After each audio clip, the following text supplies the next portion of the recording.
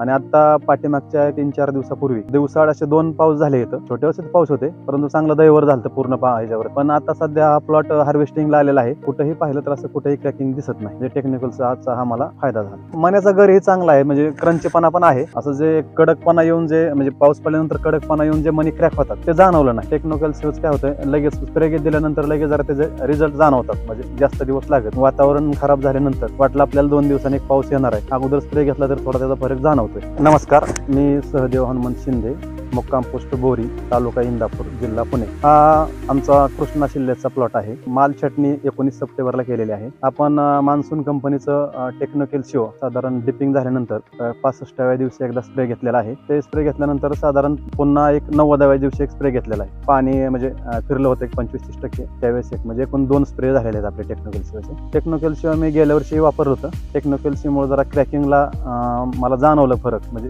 Cracking होण्याचं प्रमाण खूप कमी आहे. म्हणून मी ह्या वर्षी ते टेक्निकल शिओ घेतलं. आणि आता पाठीमागच्या 3-4 दिवसापूर्वी दिवसाआड असे 2 पाऊस झाले. इथं छोटे असे पाऊस होते, परंतु चांगलं दैवर झालं पूर्ण ह्याच्यावरती. पण आता सध्या हा प्लॉट हार्वेस्टिंगला आलेला आहे. कुठेही पाहिलं तर असं कुठेही क्रॅकिंग दिसत नाही. म्हणजे टेक्निकलचा आजचा हा मला फायदा झाला. मण्याचा गर हे चांगला आहे, म्हणजे क्रंचीपणा पण आहे.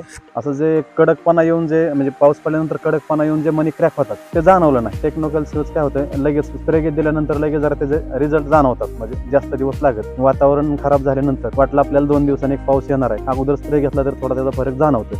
हा जो मान्सूनचा प्रोडक्ट आहे टेक्निकल शिओ, तर माझ्या माहितीनुसार क्रॅकिंग स्प्रे घेतल्यानंतर क्रॅकिंग बऱ्यापैकी कमी होते. म्हणजे मला तर आमच्या प्लॉटमध्ये दिसतच नाही.